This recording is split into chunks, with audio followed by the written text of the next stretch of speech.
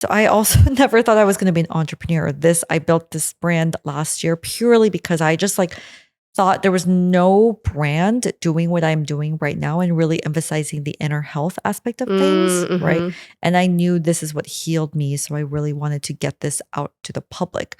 But I think my audience was honestly the one who told me to start a brand because I was talking about this so organically in my content that they were like, please sell it to us. And that's kind of how the brand came about in a way. I was never going to launch a brand ever.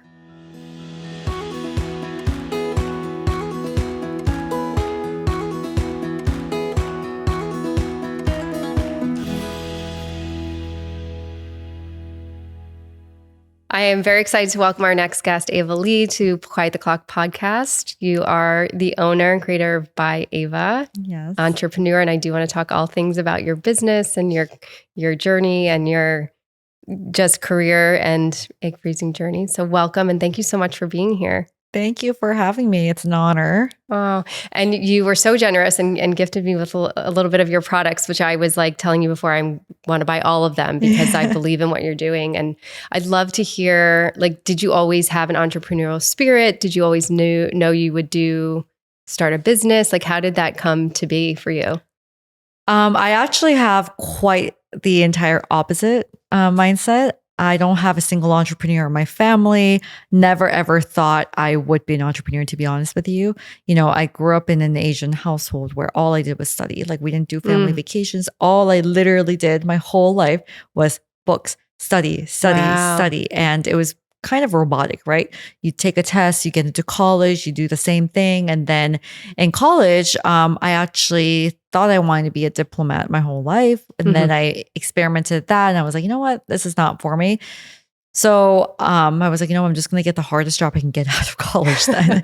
So I went straight into investment banking, which once again is a very, very robotic job, right? So I fit that typical stereotype. You just go behind Excel spreadsheet, you work your ass off, you work like 120 hours a week. So that's what I did in New York for the first few years. Wow. And then after investment banking, of course, I went to another finance career. I worked at a hedge fund for a few years.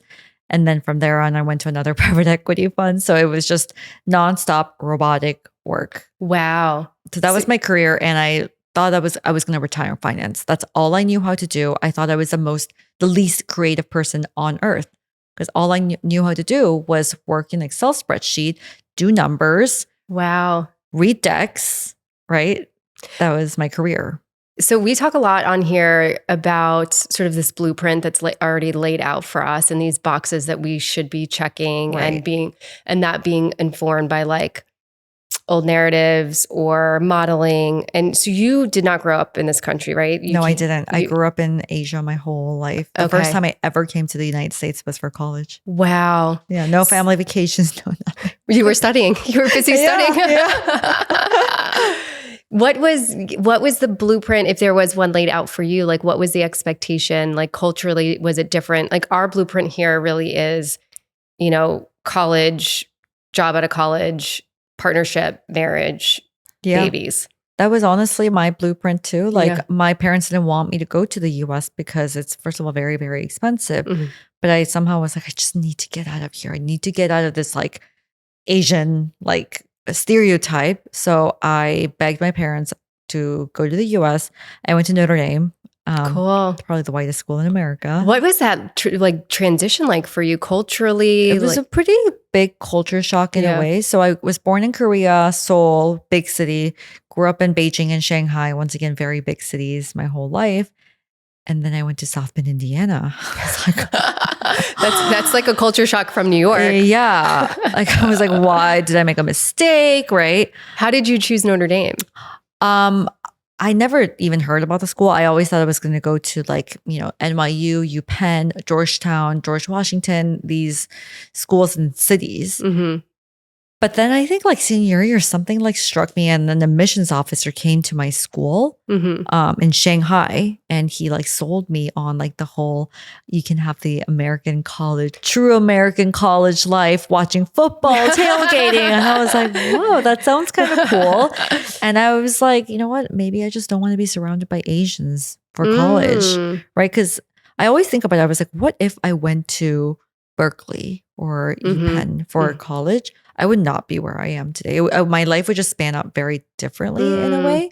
Who What do you knows think it if would have looked like if you went to one of those schools? I don't know. I don't think I would have gotten into like a finance career the way I did Mhm. in a way. I think like going to Notre Dame and like really getting myself out of my comfort zone, I think that helped boost my confidence in a way Yeah. too, Yeah. which did help me prepare for a lot of my interviews and getting into like the hardest field I could get into in a way. Yeah. While as I don't know, who knows, right? I think that's the beauty of life, right? It's like Yeah. sometimes we get so stuck in decision and making the right decision. I'm a big believer that there's no wrong Yeah, decision. there's no Our wrong paths- decision. Yeah, Mhm. exactly. I probably would have ended up in investment banking, to be honest with you. But I don't think I would have had the confidence. Yeah, I love what you said about stepping outside of your comfort zone because Yeah. I believe, as and personally and as a therapist, that's where the biggest growth happens, and challenging ourselves that in that way and moving through fear. Yeah. It's like the greatest growth, I think, opportunities happen there. Yeah, exactly. Biggest growth. Yeah. Mhm. So as you're moving through your career in finance and Right. you describe it as robotic, Mm-hmm. was there a moment where, I guess 2 questions, was there a moment where you were like, this is not for me? Is there more? And or did you see someone modeling anything different? I know for me, like that was the path too. Like all my friends went into finance after college. I went into finance after college, and like 2 years in, I'm just like, this is not for me. But no one else around me was doing anything different. Yeah. I mean, the answer to both of your questions is no. I didn't have a role model. I didn't have anyone who was doing something differently. Every single person I knew was either staying in finance, in like my coworkers, or getting an MBA. And of course, my parents were also very traditional. So when I even brought up the question about potentially leaving finance, they were like, oh, it's okay. Like, we can help pay for your MBA. We can help pay for your law school. They would just like, you have to go to school or do something completely different. Like being an influencer was something that was like not even an option for me. And I didn't even think that was an option for me either. Like, as I said, I never thought I was a creative person, but this kind of was like a very big plot twist in my life where this was not intended in any way. I really thought I was going to get an MBA or retire in finance.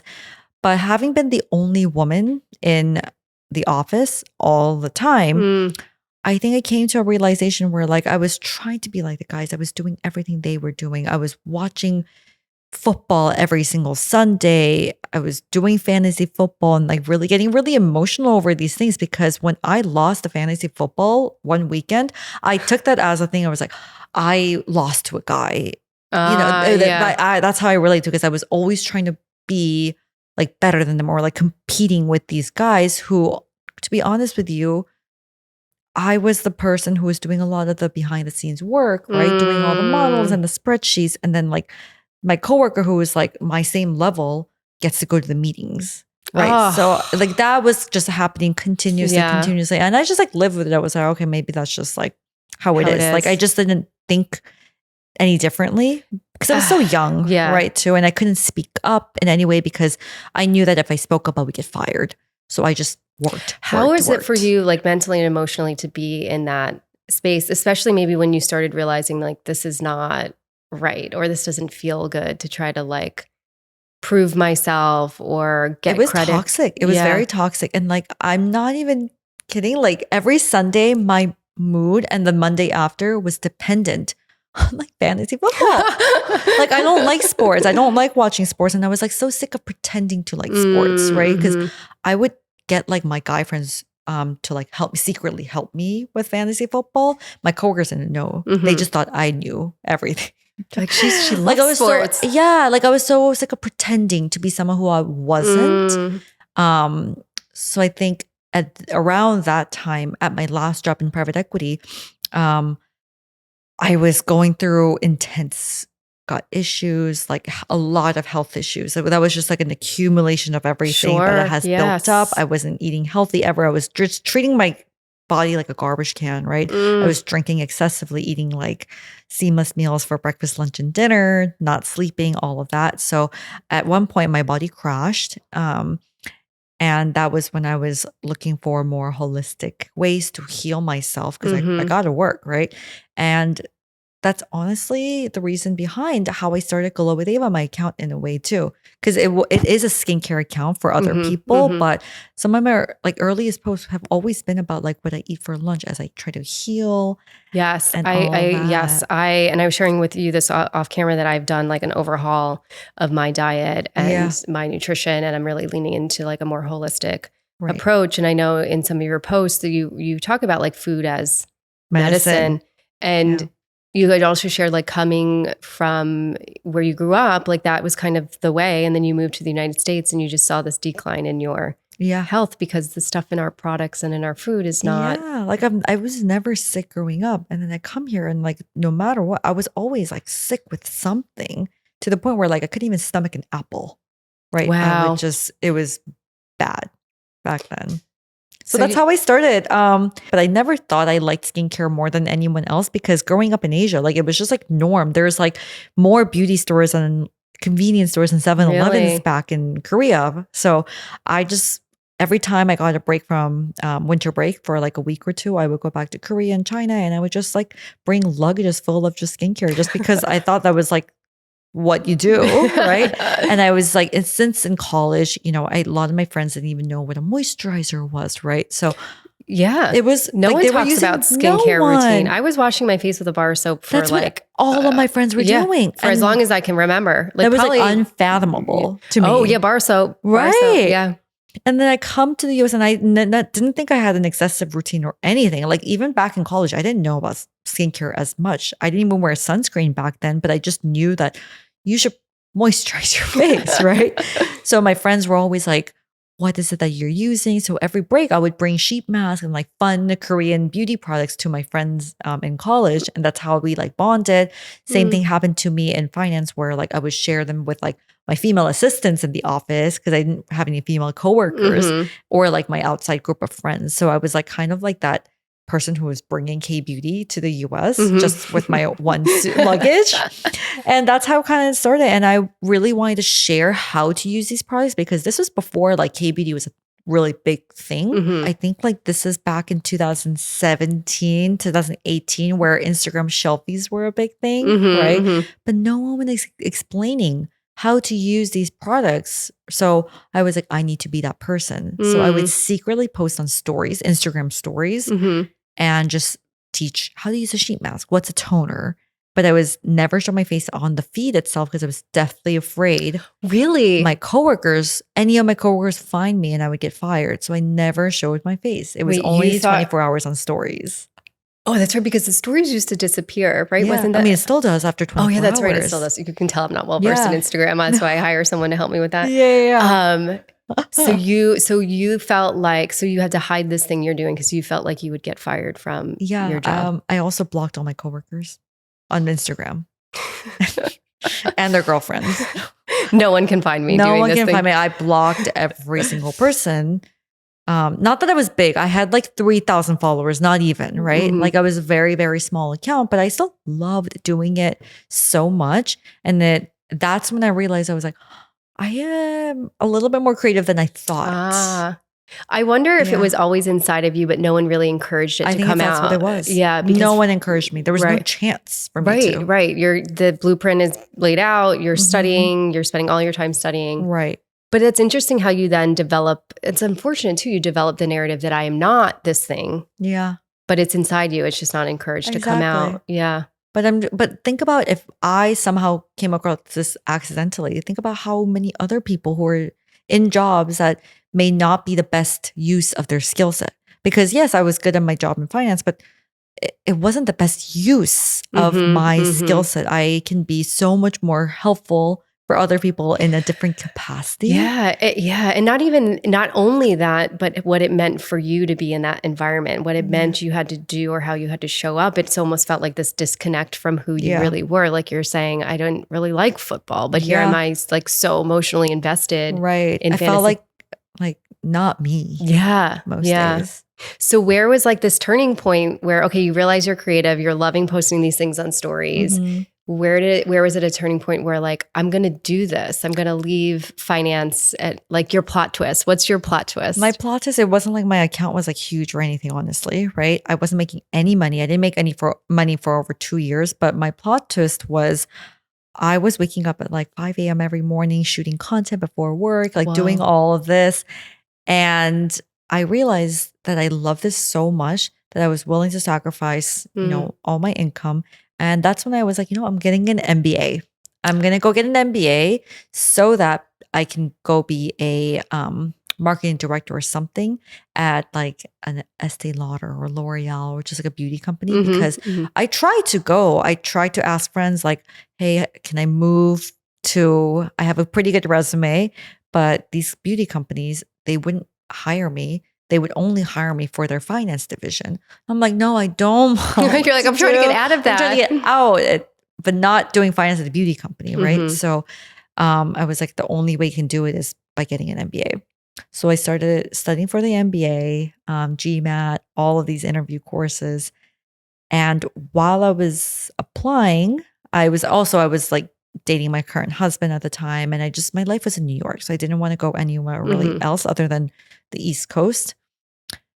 Around that time, in my MBA essay, you have to be very specific about what you want to do. So I said, I want to be the global marketing director for Amore Pacific, which is the biggest, which is Estee Lauder of Korea. Okay. Like they own all the skincare companies there.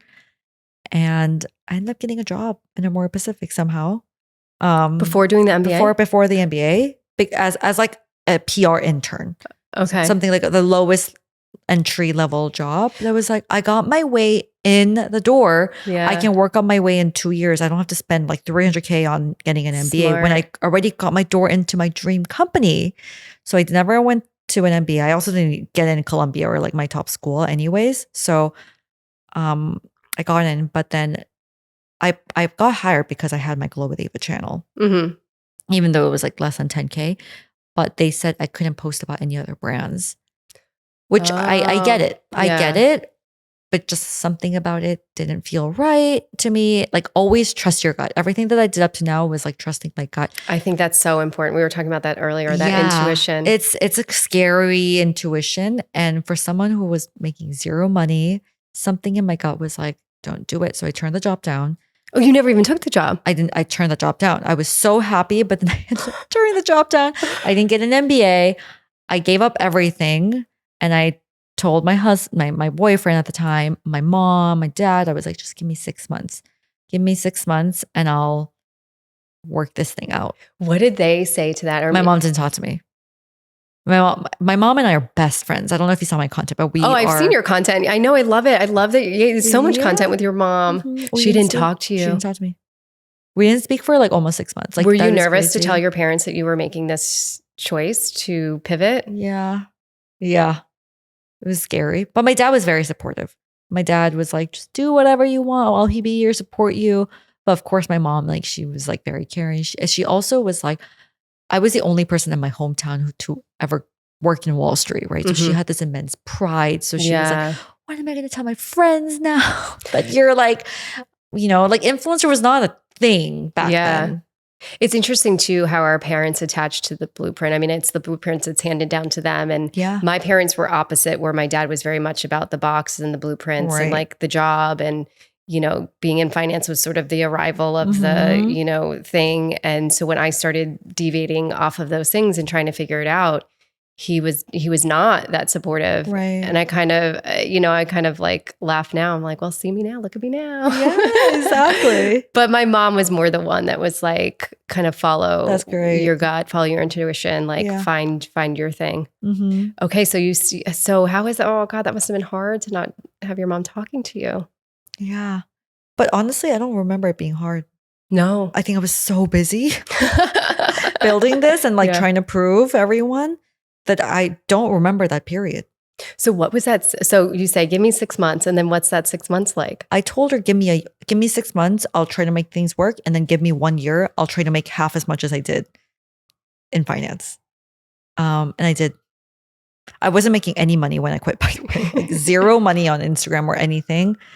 But were you nervous? What were you feeling? I know some narratives that will pop up for women or people in general, when we make these big pivots, is like, I'm going to be behind. Oh my God, it's deathly scary. It is deathly scary because it's not just like, what am I going to do with my career? It's like the public person, like how do your friends, your family, how do they perceive you? They're going to see you as a failure, right? Like that was what I was scared of. I didn't tell anyone that I had Glow with Ava for forever. Like maybe until last year. No way. Yeah. Like it was like something that was like ashamed of in a way. Even though in my gut, I knew it was the right thing and I knew like I was so passionate about it. Being an influencer is something that is so cringy in the beginning until you make it, and the process of getting to become an actual like influencer is so cringy. So I was like, I didn't want any of my friends to see it. At one point I was like even blocking my personal friends on my account because I was like, I don't want their attention. I don't want their judgment when I'm building something. It was really tough. Was there a moment when you didn't feel like you had to hide it or you were really proud of it? It didn't feel so cringy? I don't think so until maybe I launched my own brand. Like it wasn't like a cringy thing. It was just more like, I don't necessarily have to tell people I'm doing this. Because at that point, people were just finding out that they were finding my channel. But I'm grateful for a lot of friends because I would never tell them that I have this channel, but they would find me. They would see it on their For You page or whatever, right? But they didn't tell me because they knew that I wasn't ready to talk about it. Oh, that's amazing. And then later on, when I talked about it, they were like, yeah, we knew for years. You're like, I thought I was really hiding this very well. I was hiding it, but turns out everyone already knew. Yeah. So I'm like really grateful for like my friends for like letting me do my cringy period and just grow and just let me be. Yeah. Yeah. How has it been to be an entrepreneur? Like, what have been some of the challenges? What have been some of the major successes? Like, how do you see your life now coming from somebody that was so structured and robotic to now you create beautiful things? You know what it is? If I had to do everything all over again, I would still do finance all over again. Really? Yeah. Say more. I think it gave me such a strong work ethic. I am already someone who works really hard, right? I'm a Virgo, like I'm very structured and scheduled, but I don't think I can do this job to the level that I can if I didn't have my finance background where like all I knew how to do was work hard. Like I was working 120 hours a week, even weekends, like everything, that's right? Intense. It was very intense, but like now to this day, like because of that, I have that work ethic that I can implement into things. And this is something that is underrated. And I didn't know this until like recently when my managers were like, yeah, most of our talents don't know how to write an email. No. Yes, because when kids these days out of school, they go straight into being an influencer, right? They've never had a proper job. So first of all, they can be very entitled, right? Because you're making so much money without having like an actual job. But they lack the business acumen. They don't know how to write a proper email. They don't know professionalism, right? So I learned all of that by having an actual job. And I do think like being an influencer is great if you have the work ethic and like the skill set and everything. But I do think like having some kind of real job. I agree with you so even for like a much. year is so important. Yeah. I agree with you so much. I think there's so much to be learned to being in those settings. And like you said, the professionalism and one of the themes that come up and like trying to name this podcast, a lot of narratives that came up were like the running out of time, the, pressure, I'm wasting time. Wasting time was a big one. And that one came up to me as you're talking about the gratitude for having this finance background, right? So some perspective could be like, oh, I wasted all those years in finance. That's so true. Yeah. But the way you shifted is so meaningful because it's serving you now in this career that you've cultivated for yourself. And similar for me, like I've done a zillion million things and I bartended forever. And I feel like wholeheartedly that makes me a really great therapist. I feel like I got that training there. I think it gave me the endurance to like see so many clients in a row or do 2 days of filming. So I think that nothing is a waste. And I love that you have that perspective too, that like you don't regret that time spent in finance. Not at all. What are some of the challenges that you face as you, or one, are an influencer and kind of in the public eye, and two, like as an entrepreneur running your business? Right. So I also never thought I was going to be an entrepreneur. I built this brand last year purely because I just like thought there was no brand doing what I'm doing right now and really emphasizing the inner health aspect of things. Right. And I knew this is what healed me. So I really wanted to get this out to the public.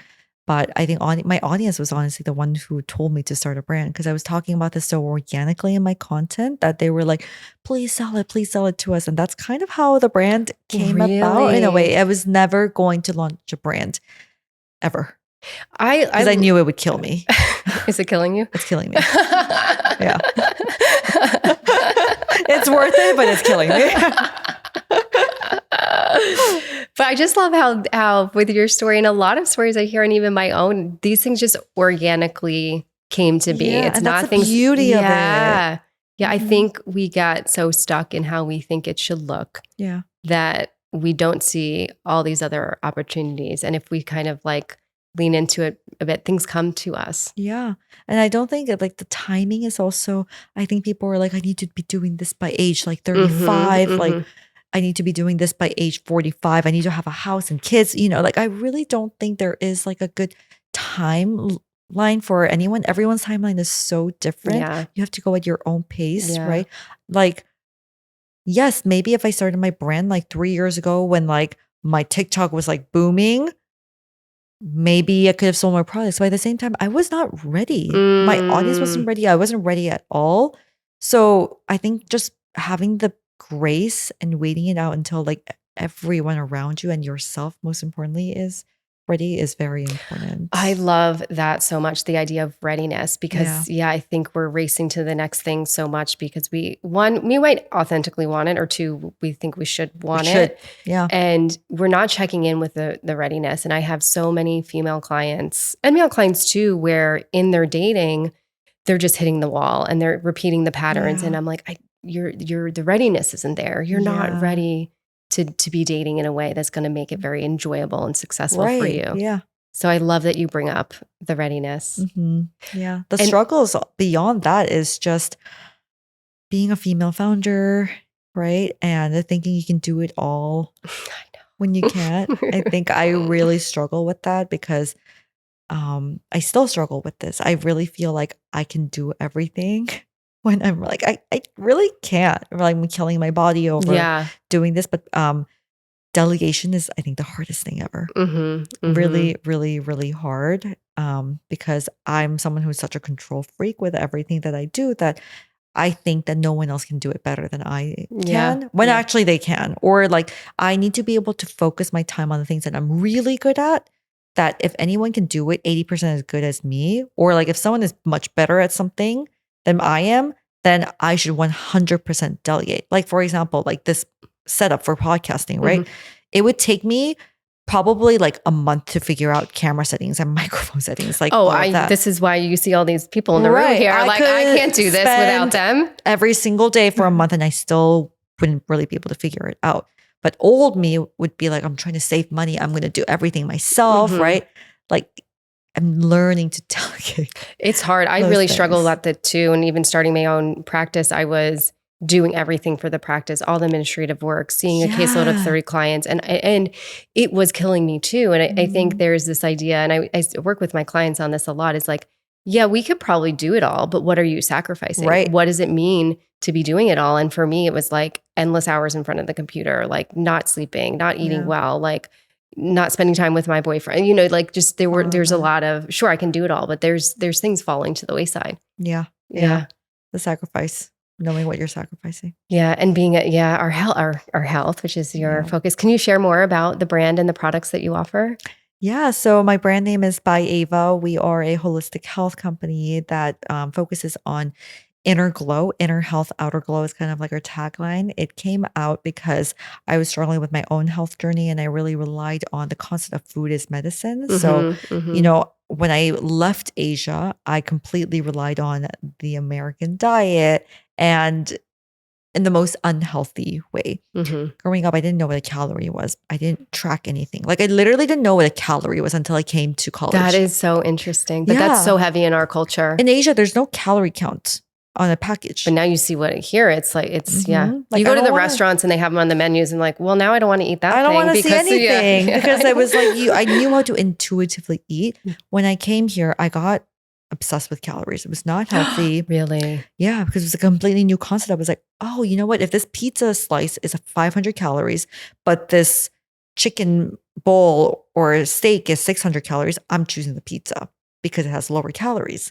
I didn't know the concept of good calories and bad calories for a very, very long time. Mm-hmm. And then, if I'm in finance, I'm just eating something that can get me full very fast because like I didn't have even like 5 minutes to eat. Right. So I was just relying on like fast food, pad thai, all of that all the time. So I think from then on, I just completely forgot about like what my mom was feeding me, like the really nourishing food. Mm-hmm. Mm-hmm. Once I got sick, I was like, you know what? I just can't take Tylenol all the time.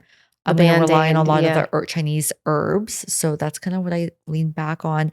I have this powder that's actually the reason why I started byAva, because I was talking about this amazing powder that helps with your gut, your skin brightening, all of that. So I would have in my finance job at my desk, I would have like 8 different jars with these powders, these super powders and prebiotic powders. And I was like doing this little scoops every single day from that into like my yogurt or like my bowls. And my coworkers are like, what is she doing? What's happening over there? What's happening? But that is my very first product. There was only a skin booster. You'll see it in like the small box. Oh, I can't wait to. Thank you so much. I can't wait. That one is it's like our all-in-one. It's got vitamin C, vitamin E, zinc, niacinamide, prebiotics, everything to like really heal your gut. And I really think gut health is skin health because when I started doing that practice, not only did my SIBO and IBS like get cured, but my skin, it was like not dull looking all the time. Yeah. You're mentioning how you didn't even know about calories. I knew so little about nutrition and health before my fertility journey. And really? So in your 30s? I'm 43 now. In my 40s, really, I thought I was eating healthy. And I considered myself like a healthy person. But after my miscarriage, I dove so deeply into thyroid things. And I want to get into your egg freezing journey, thyroid and gut health. And I started working with a nutritionist and a hormone specialist. And I'm like, I'm doing all the wrong things here. Listen, I'm not perfect. Even though I own a wellness brand, I'm still learning so much. And it's mind-boggling. Mm-hmm, it's exciting. Mm-hmm. And it's going back to the gratefulness thing too, if I'm not going through, if I didn't have my gut issues and like my health issues back then, Glow with Ava, the channel would not be here, right? If I'm not going through all my health issues I'm going through again right now, I don't think I can talk properly about like women's health. So in a way, I am grateful in a weird way that I have all these health issues going on again right now, because now I'm treating my body as a guinea pig to see what works, what doesn't, so that I can properly give advice to people, right? If you haven't gone through acne once in your life, you can't give advice on like acne products necessarily, right? So I've had the same experience. I think I shared it today earlier, so people are going to hear it a couple times, but I really leaned on that after my miscarriage because I was like, there's a bigger purpose here. And now because I've experienced it, I can speak to it differently. I can relate differently. Like I said, dove into learning so much. So it's just, I wouldn't say I'm grateful for that. I see a purpose in that. Yes. And that sort of helped me. I like that term better. Yeah. Purpose. Yeah. There was a purpose to it. Yeah. Yeah. So I think there's like, again, the mindset shift or the way that you look at things. Yeah. Can you share, because you shared, there's a fly right here. You shared very openly on YouTube about your own egg freezing journey. Yeah. Can you share a little bit more here about that? And I'm curious because you did get married and you froze after you got Yes, married. I did. Were there any assumptions made or by other people as to why you were doing that if you were married, or any narratives of like, why do you have to do this? Of course, everyone on the internet judges you for Everything. anything that you do. I know you're brave to be out there. Like, I just thought it was very important. Yeah. For my content, I'm trying to be very transparent about everything because I want people to learn and make their own decisions. I'm not saying you should freeze your eggs, right? But for me, it was a personal choice, and I explained like why I was doing it and everything too. But for me, going back on things, I've been on birth control for a very, very, very long time. Honestly, only because my periods have just always been irregular. And when I came to the US in college, like all my friends were taking birth control, and I didn't even know what birth control was. Because in Korean, birth control, if you translate it, if you want to buy it in Korea, it's called anti-pregnancy pill. Really? Yes. So it's not called birth control. It is called like anti-pregnancy. So it's like very taboo to ever talk about it. So I didn't even tell my mom that I was going on it. It wasn't because I was having like a sexual like life or anything. It was purely because my friends were like taking it. They were like, it's helping with their acne. It helps them lose weight or all these symptoms. I was like, you know what? Like I have a regular period. Why don't I just go on it? And it was so easy to get on it in the US. That was anyone explaining, and even now I'm learning more about birth control, but was anyone explaining to you like, no. Yeah. Nothing. I just got on it, and then I just loved the fact that I knew exactly what my period was. That's why I was on it. And it was just such a habit that I was on it for over a decade, like without even thinking about what it was doing to my body. I had zero idea of birth control, what it was doing, you know? And it wasn't like I was ready to have kids, even when I got married. So I'm just going to be on this. And I went off of it because I was in Korea for 2 months and I didn't have my backup for birth control.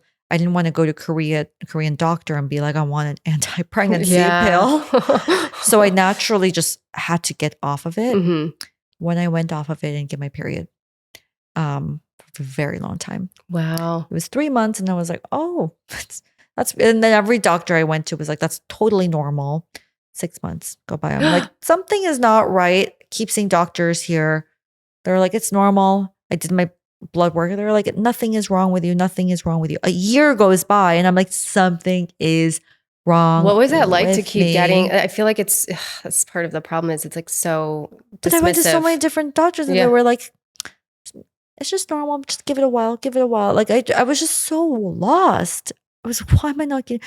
So then I was like, should I just go back on the pill? Because I'm like, I feel like my body's just dry of not bleeding. Yeah. So I literally went back on the pill because I was like, I think if I don't bleed for such a long time, it's just going to be bad for me too. Were they saying like it's normal because like were they giving you any? No, my doctor was like, you should probably just get back on the pill. So I went back on it. And then it was when I got my period, I was so happy, but I was like, that's not a real period. Right. I was on the pill again. Yeah. So that was just like a cycle. And then after that, I think one of my friends was like freezing her eggs. I was like, you know what? Maybe I'll just like go see a doctor for the future. So I just went to go see him. And then that's when I got diagnosed with PCOS. I thought I was immune to PCOS or like any fertility stuff. Like I just never thought I would get that. I don't think anyone does think like even me now. I'm like I'm in this camp, but I just didn't think I would be in this camp. I never thought I would be in this camp. And that's how I found out I had PCOS. I was like, oh, great. And that's why I did egg freezing because it could potentially be hard for me to have naturally. Right. So I guess, was there some relief in sort of disbelief that you're in this camp, but was there some relief to have an answer to, okay. There was relief. Yeah. And what was the overall, I know you shared and I watched your whole YouTube, but share here like what it was like for you, what you felt doing it, what you felt after doing it, and maybe where you are now in your fertility journey. I just didn't even know what to expect because honestly, because I travel so much, I went to go see a doctor, not because I was going to freeze my eggs. Okay. I just wanted to get a consultation because apparently my friend went to him and he was great. And I just wanted to get an appointment for like the future. When I went to go see him, he was like, you can just do it right now. And honestly, I was traveling every month. That week was the one period. Those 2 weeks were the only period that I could potentially just do it. And I didn't want to do it in the summer because I didn't want to be bloated and all that. Yeah. So it was in March when I did it. It was like, you know what? It's kind of cold. I'm going to Bali in 2 weeks. So might as well just get it out of the way. That's before wild the summer. how that lines up. It was wild. Like I went for a consultation and I think like 2 days later I started freezing. So it was not mentally prepared for this. Sure. At oh all. my gosh. Didn't tell my husband. I was like, hey, I'm actually going to freeze my eggs. Like no one knew that I was going to do this. It was very sudden. But when I went through it, I realized like, this must be very lonely for a lot of single women. And it's very brave. At least like my husband was there to somehow help me. I'm deathly afraid of needles. Me too. There's no way I'm doing this. To hire a nurse to do this for you is $200. A time? Yes. Oh. And you do this for like 10 days, right? So that's also a lot of money. I had my best friend do it for me one day. My husband, like, he's freaking out. He's like, I don't want to like just injure you or like poke you with needles. And it was very emotional, like 10 days for both of us. Yeah, especially like you said, not mentally prepared. I was not mentally prepared. I mean, you can't be fully prepared for it, but to have a little bit of time and space to think about it, kind of get grounded emotionally. Maybe I always say like line up your support system, but you had like no time at all. But I'm very, very glad I did this. Yeah. I know every woman thinks differently, but for me, as someone who's not really ready to get pregnant soon either, like I just don't know when I can. I don't really have a timeline per se. Which is amazing. I mean, this is the entirety of the podcast is like, let's get rid of the timelines. Let's live our own timeline. I'm turning like, everyone's like, you should have babies before you turn 35. I'm like, I'm 35 very soon. Like, I don't think I can have babies before then. I had my son at 40. And for me, you know, there was so much angst of like not knowing if I would be a mom or like feeling like, I wish I didn't hold these narratives, but feeling like, you know, I'm running out of time. But now having him at 40, it's like the biggest blessing. It's the best time. It was meant to be at that time. Right. It all lines up the way that it's supposed to. Yeah. So we did embryos because it was like the better option if you are married. We did that. It was a success. But I remember before I even went through the process, I told my husband, I'm not doing this again. I don't care if I get 0 eggs. I am not doing this because it was just so emotionally draining. It is emotionally draining. Yeah. I think it's really amazing when women can set those boundaries before going into it because it can be really hard if you are not successful in that first round to do another. You can very easily like just keep going at it. And I think it's really important to set those. It very much is. I told those him, boundaries. We're not doing this again. Yeah. I don't care. Yeah. But you were happy, you were successful with. Yeah, apparently, I mean, maybe with the PCO or something, but I got 42 eggs. Oh, wow. Oh, you did document that. Yeah. Did you always know that you were going to document your experience and share it publicly? Tell me what that decision was like. I share everything on the internet. But for me, like I don't share like if I have an argument with my husband, like I don't share that. I don't share like the super personal things.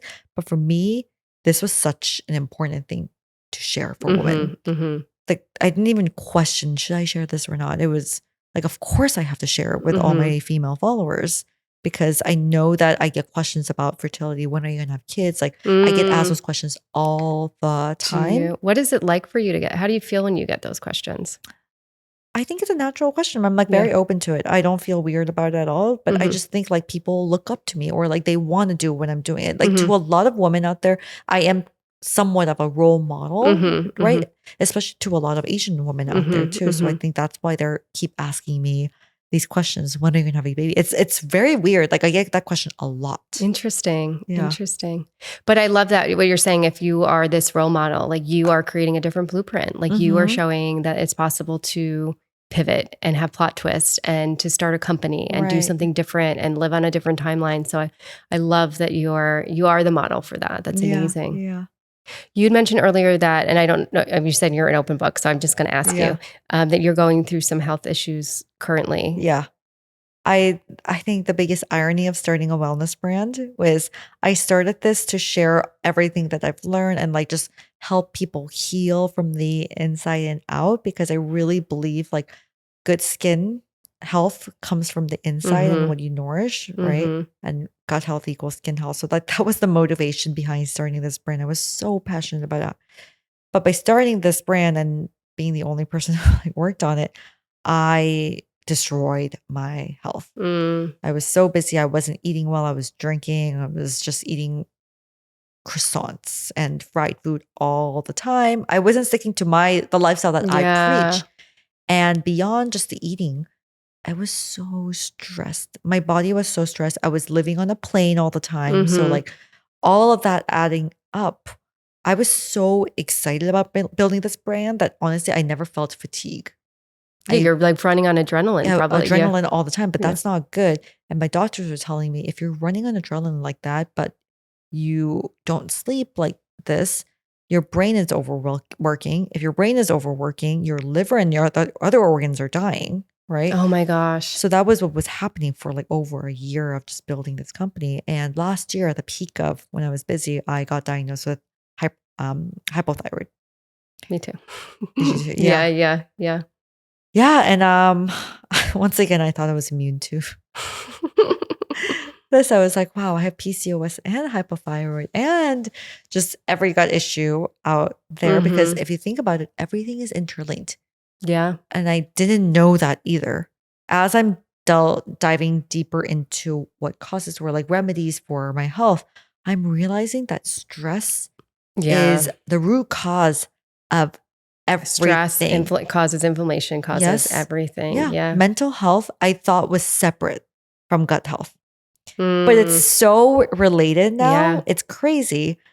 So yeah, I have hypothyroid, but honestly, even after I found out, I was busy. I found out in Korea when I went. And I was like, yeah, you know what? I'll just take medication or something. And I just continued to live the lifestyle that I was. Didn't do anything. Didn't even Google what can I do for hypothyroid? Like completely ignored it for a year. A year? Yeah, I completely thought it would miraculously go away. It actually worsened everything because I didn't do anything to cure it. And I think this year I was on a flight to Korea and I was reading a book on thyroid. It's like a medical book. And I started crying on my flight because I was like, I felt so hurt. And I was like, why have I been ignoring everything? For what? Like for all these sacrifice to do what, right? If I don't have good health, I can't do my job, right? It's interesting to think about, and we have been talking about this, like the for what question. Like what is the for what that is allowing us to overlook our health? And I think so many of us get caught in that, like in the pursuit of whatever it is. We're just so tunnel vision on that thing that we don't give ourselves permission to slow down. We don't slow down enough to take care of ourselves. We overschedule ourselves. Like I've been similar to you. I've been asking like for what? Like for why am I like have 8 million things to do on one day? Like why? Yeah. So it's been what 2-3 months now of on a new Ava 2.0 or 3.0 journey of just really trying to slow down, taking care of my mental skin and gut health. It's like a 360 approach, getting help, asking for help. That's a big delegate. one. I know. That's a big one. Having me time. I relate to all of this so much. I'm similar to you. Like, again, I was hard to delegate, hard to ask for help. And then after the miscarriage, I'm really proud of myself because I have like asked for so much help after that, right? Like just having, people that are specialized in things that I don't know about helping me and supporting me. And that's hard. Yeah. I never did that. I mean, I'm a therapist. Like, I'm doing it for everybody else. Like maybe I should get someone to help me with this. But I think it's so, so important. And that was my question to you was like how to stay grounded when things get so busy. How do you stay grounded or not susceptible to pressures or comparison or timelines or stressors or things that are pulling us in all these directions? And it sounds like in the last 2 or 3 months, you're kind of getting clear on what those things are. But is there anything else that you do or would recommend to people listening? I think the biggest thing that I try to do is like a mindset shift Mm-hmm. where, I work with a lot of like skincare beauty brands, and I see these brands growing at like an astronomical pace. And I keep comparing myself to a lot of these brands. I'm like, well, if they're growing at an astronomical pace, then I'm like, why should I be doing the same things, right?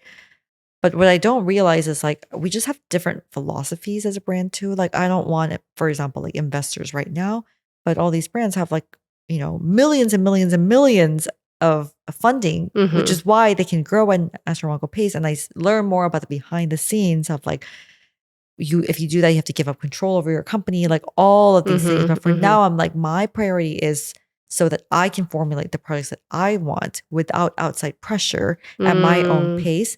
And I think it's really just like what you want as a founder. For me right now, this year, that is my priority. Yeah. To really establish my brand the way I want it to without any outside pressure. So of course I can't grow at the pace that other companies can, but I'm okay with that. So being okay with standards that you set for yourself is I love so that. crucial. And that has been like a light bulb moment. I'm like, Yeah, I love that so much. different. And I think, you're talking about in the context as a founder, but I think it applies To as a anyone. person, as a Yeah. woman, as a what do I want? What is my priority right now? And Yeah. drowning out what everybody else is doing and staying totally connected Yeah. to what you prioritize and value. Yeah, exactly. Oh my gosh. Thank you so much for being here. This was an amazing conversation. I loved and resonated so much with everything that you shared here. And it was wonderful to have you. And wishing you all this success, continued success. Oh my God, thank with you. Your brand. And health for you and me both. Yes, good health for yes, and sticking with our habits and all the things that we know to do. And Yeah. Exactly. Thank you so much for being here. I really appreciate it. Thank you. It was lovely. If you're someone struggling or relating to the topics that we're talking about now, and you're feeling the anxiety or the stress or the pressure of feeling like you're running out of time, you're behind, and you want some extra support, check out my group therapy practice in Midtown Manhattan, NYC Therapeutic Wellness.